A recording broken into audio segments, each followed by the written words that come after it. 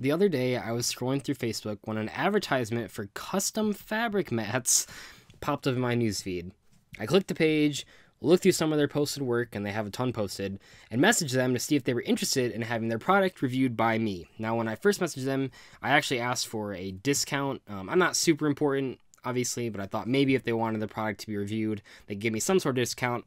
But oddly enough, I kid you not, the owner said he was in the middle of writing me an email as I messaged him, and he was writing me an email to honestly review his work. And that's sort of the key takeaway here, is that he knew that they were a new company, and they are. You can check out their Facebook page. They're a very new company, and he wanted me to give honest feedback on his work in a video. So that's what I'm doing, and the company is called MetaMats. I'll post all their stuff in the description. In short, they advertise themselves with the slogan, "Made by us, designed by you." To say I was skeptical would be an understatement. When the owner offered to make me one so I could give an honest review of the product, I decided to challenge him by asking for a mat based on one of my favorite decks, Sky Scourge, Fluffle, Burning Abyss. MetaMats sent me the list of color options, gave me a few mock designs of it, and I ended up going with the gray to see how close it would be to my current go-to playmat, the 1994 gray V1 Spellground, which, if you don't know, is a pretty expensive mat that a lot of people view as like the pinnacle of fabric mats, and I felt that getting one in a similar color design would be a good way to compare it. I actually believe that one of the most important selling points of these mats, besides the custom part, which is very important, is the inking process. There's like a lot of stuff in here, so I'm just going to quote what MetaMats told me here. They said, "We can take almost any image you provide to us and create you a color mat. We are the first and only company to do this and enter this space. Our competitors use a screen printing process when making their mats, the result being a one-color ink mat that has a raised feel on the printed areas." And just as a side note from me, that's the sort of printed areas of like Spellgrounds and gem mats when you can tell that they're printed in those areas, where with these ones, you're supposed to not be able to tell. With MetaMats, there is no limit to the colors we use on the mat. I've went so far as to print someone's cat on their fabric mat. Also, the printed areas will feel exactly the same as the non-printed areas of the mat, making it a smooth transition when rubbing your hand across it. I'm not exaggerating when I say you will fan your cards perfectly every time, which, as a side note, I do try that. I did try that. And yeah, it pretty much did what it was saying. To continue though, each microfiber catches your cards perfectly when you slide them across. Also, with our competitors' mats, you'll notice that after a couple months, the ink will start to chip or fade due to playing on them, or just something as simple as taking them in and out of your bag throughout a day at a regional. Our mats will not fade or chip since the ink is burned into each individual microfiber. So, does this live up to the hype? Mostly. You cannot tell the difference between the inked areas and the blank areas. I'll say that absolutely. If you close your eyes and rub your hand against it, you will not be able to tell where the ink is, and that's really neat. I've never seen it on a fabric mat before, so that's a really cool thing. And then, like I said, I did do a few slide tests that you guys just saw, and yeah, I mean, it went across really smooth. I don't know if you ever tried to do a slide test. It's always hard in the graveyard area of Spellgrounds, because that's usually where there's ink, because they put them on the borders there.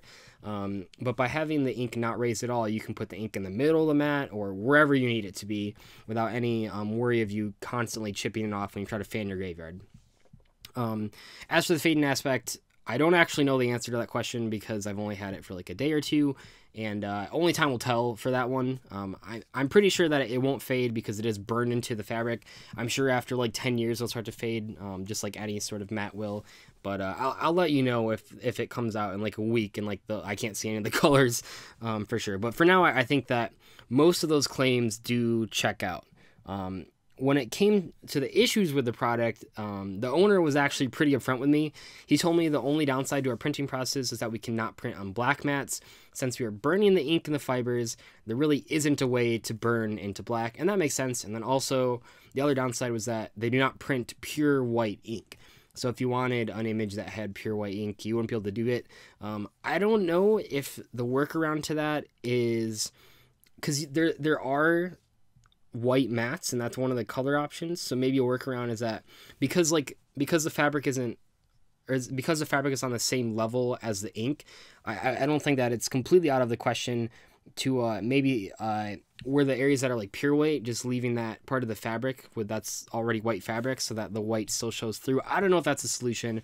I'm sure it's more complicated than that, but that would be like my proposed solution to this thing that I know nothing about design wise.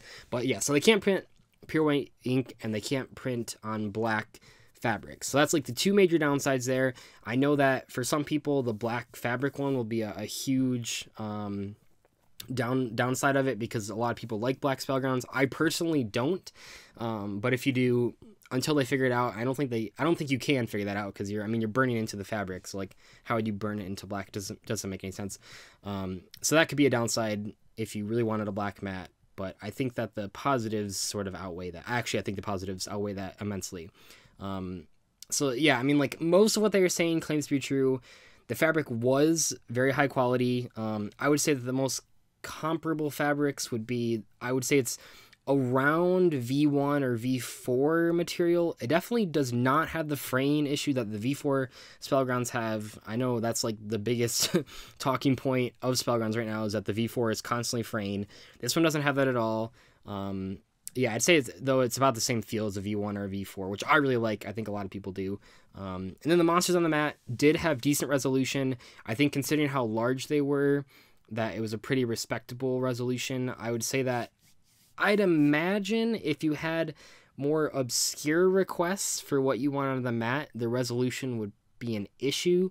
I can remember some mats I've got it printed in the past, like we're talking 6 years ago, on like your regular rubber play mats that were custom.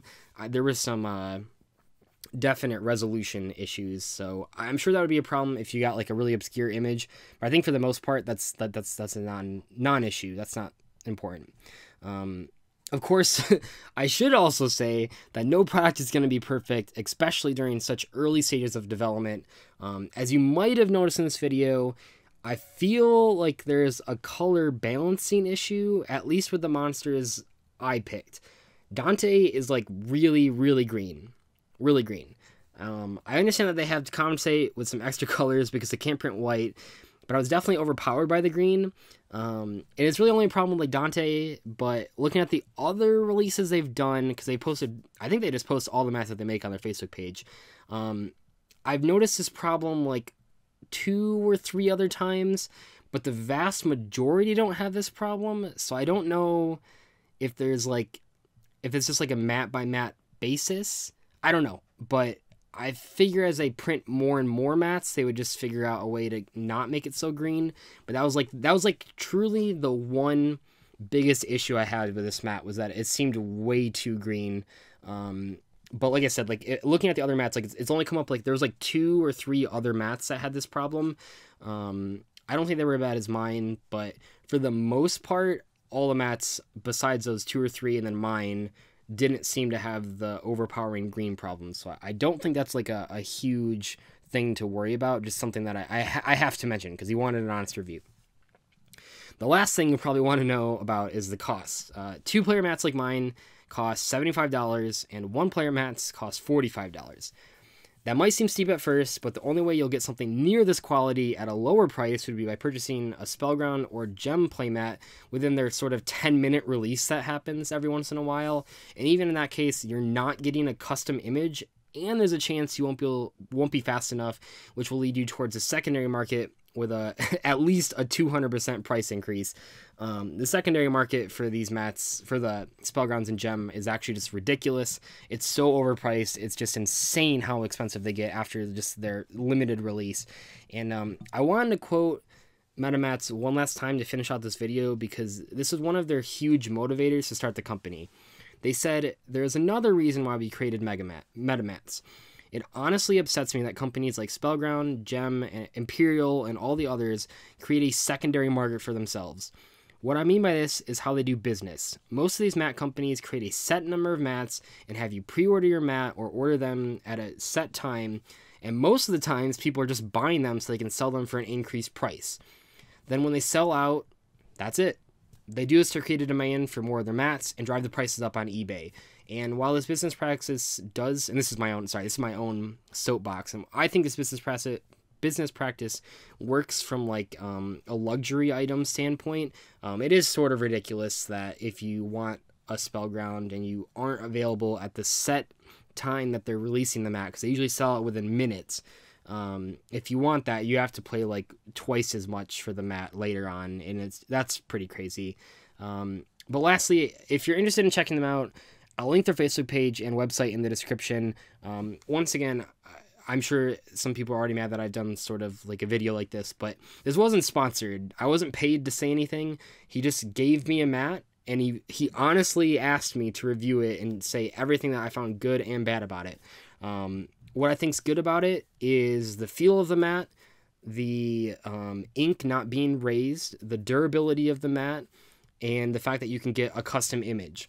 The downside is that I feel like the color contrast is a little off, but I think that's fixable. And also the price point for some people might be too high.